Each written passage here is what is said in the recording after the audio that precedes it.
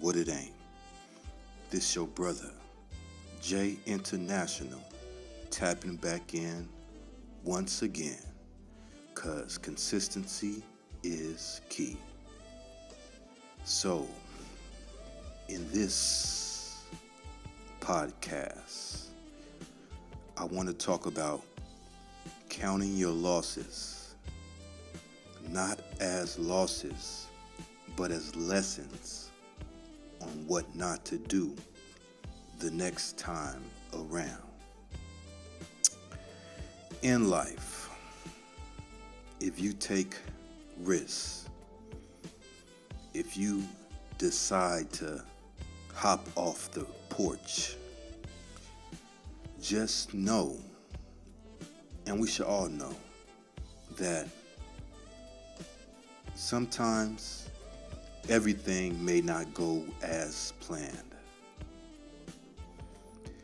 And the important thing that you must understand when you put yourself out there and take a risk in the unknown is that there is a possibility that it may not pan out as you planned. Even though everything seemed right, even though all the pieces seemed to be laid in place, there is a possibility that things can go the other way. Such is life. There is no guarantees in life. The only guarantee that we have in life is taxes and death. Everything else is hoped for. And so you may ask, why am I touching on this subject? Well, if you don't know, and if you haven't been listening to my other podcasts, then you would know that I am currently residing in Vietnam. And the reason why I decided to come to Vietnam was because I was presented with an opportunity to come and work and live in Vietnam. Now, of course, I created this opportunity by myself, by going out and getting certain qualifications and certifications. But the opportunity was presented to me, and I decided to take it after much thought, much contemplation, and waiting for about over a year after the opportunity was presented to me. And the reason why I waited was, one, because I wasn't getting the money I felt I wanted to get, and two, I didn't really have a strong desire to go to Vietnam. But after exhausting all my other options of trying to find opportunities in the places that I really wanted to go, I figured, I shouldn't let this certification and these qualifications that I got go to waste. So let me go ahead and just take a chance. Because one of my flaws, one of the things about me is that, for many years, I would start things and I would not finish those things. So I may, for instance, right, I may go take a class to, let's say, get another qualification, right? So, for example, I remember one time I had taken a class, an online class, to get my insurance license to sell insurance because I felt, hey, it was a good opportunity, and one of my family members was at the present time in the financial industry, and he seemed to be doing well for himself. So I figured, hey, why not give it a chance? And so I bought the books, I bought the material, I studied very hard, and I passed the test on the first time around. Now, when you get the license, it only lasts about a year to 2 years. So what ended up happening is I got the license and I end up not using it. I end up just letting it go to waste. I didn't sell not one insurance policy. And that was that had been a pattern in my life of doing things, starting it, and not seeing it to completion. And so with this thing, when I got this certification, I was like, you know what? Enough of that. I'm putting an end to that bad habit of doing things but not seeing them to completion. And so I decided, you know what? Hey, I wanted to go to some other places that offered more money, but hey, they wasn't really rocking with me. So let me go ahead and take this opportunity. And so after a year, I decided to come and take advantage of the opportunity.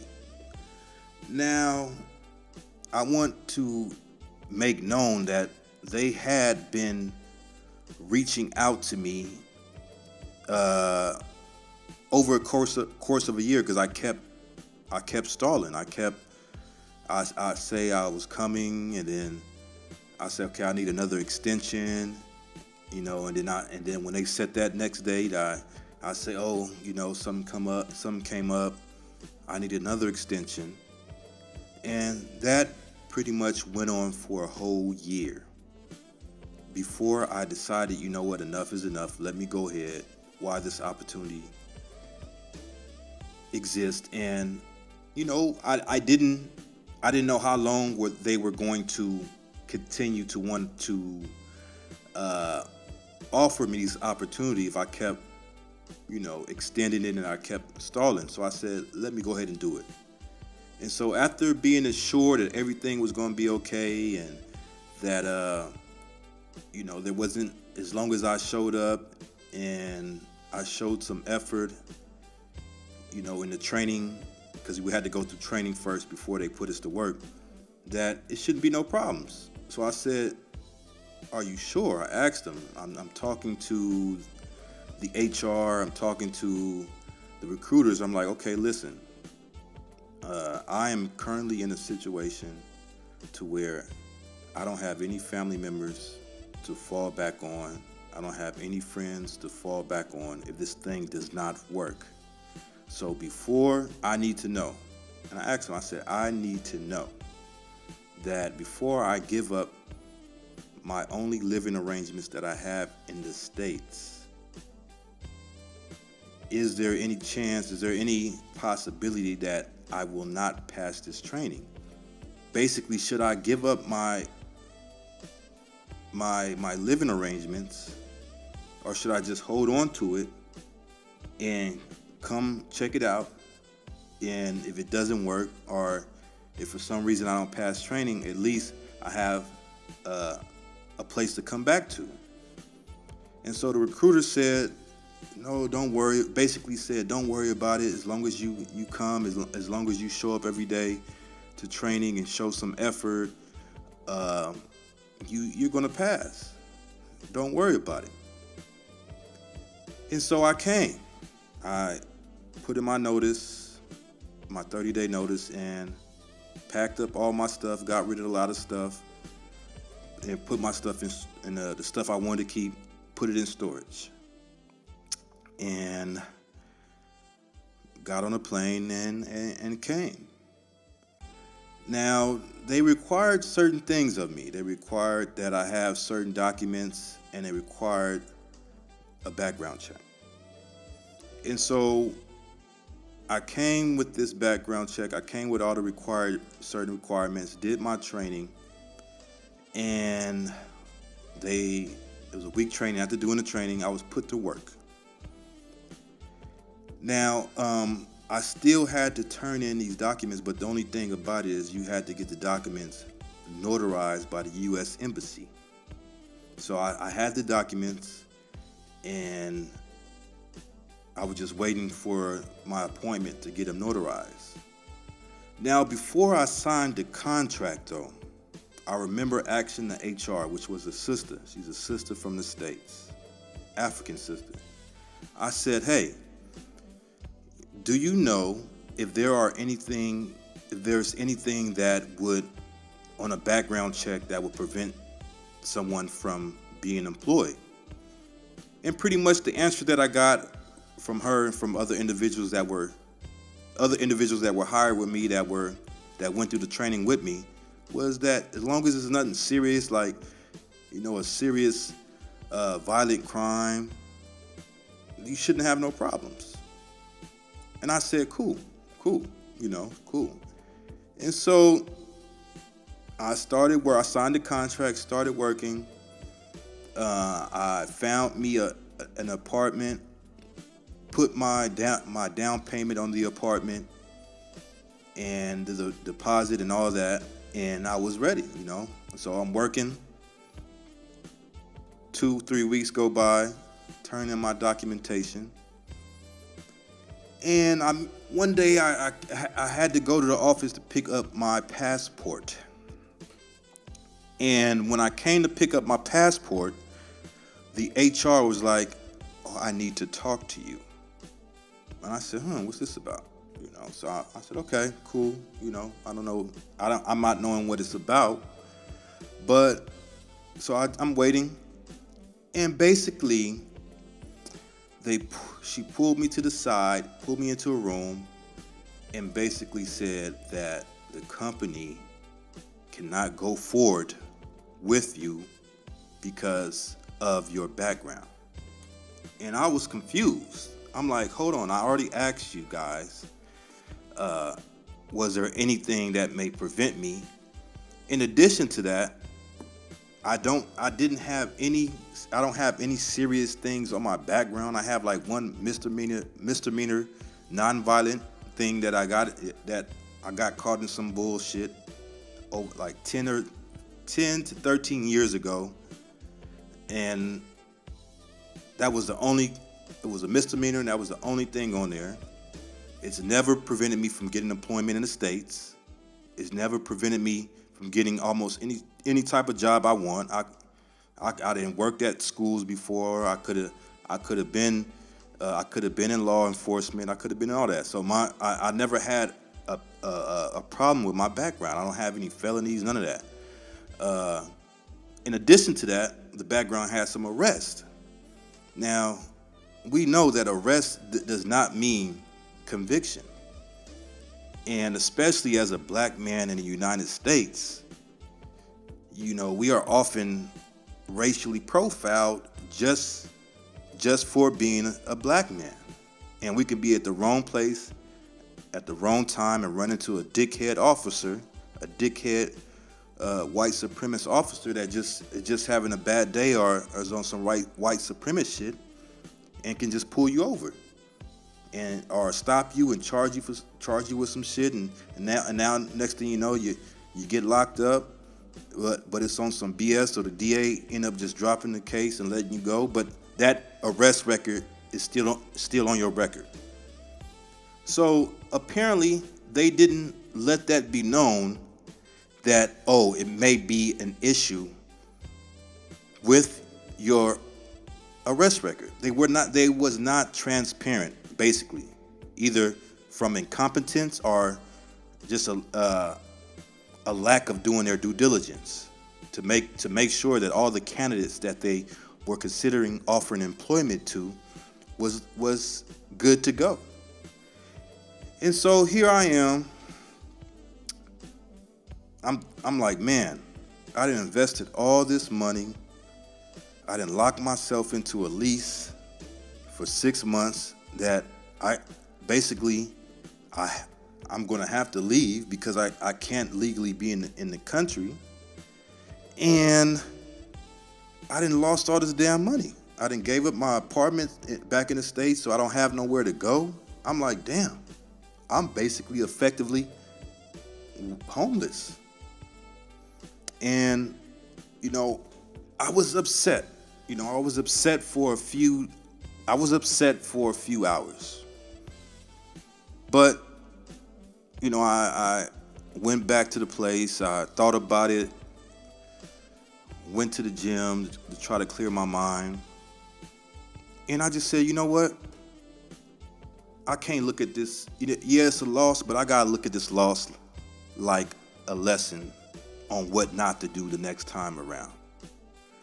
So the next time around, I know no matter what opportunity is presented to me, it is on me to do my due diligence. It is on me to do my research. It is on me. I can't depend on the next individual or the next individuals to do that for me. The onus is on me. And so that's the lesson that I learned from this. And so I know the next time around, this will not happen. Everything is going to be made clear, and everything is going to be transparent. And so, with that said, if you're listening to this, I just want you to know that if you had a loss, if you took an L, don't look at that. Don't look at that L as an L. Look at it as a lesson. Recently I heard Master P. He was on some summit, and his son was interviewing Romeo. His son Romeo was interviewing him, and he said, billionaires and millionaires, often when doing business, they lost millions, but they didn't look at that as losses. They didn't look at that as losses. They looked at that as lessons on what moves to not make the next time, or to be more cautious the next time when making certain moves. And it just really resonated with me. And it resonated with me in this present situation. Because I was like, yeah, they fucked me. They really did fuck me over. They fucked me over, man. But and they did it. They did it in such a way to where they were just like, oh well, tough luck. It is what it is. Not trying to give me any compensation for something that they did, a fault that was on them. They just basically saying, you figure it out. And so I just had to, I had to really just, that message that I heard from Master P just really sunk home with me. And I said, you know what? I know now next time around, I know that I need to do my due diligence. And, it is what it is, man. So we'll go ahead and wrap this up. But yeah, man, just, if you're listening to this, just know that you can't look at a loss as a loss. Try to look at it as a lesson, and make a better move next time. There's a saying out there that you probably heard: fool me once, shame on you. Fool me twice, I can't put the blame on you. And it is what it is. I don't know if I'm saying it right, but hey, you fooled me once, shame on you. Fool me twice, can't put the blame on you. So with that being said, go ahead and like, share, and subscribe, and I will holler at you next time. Peace.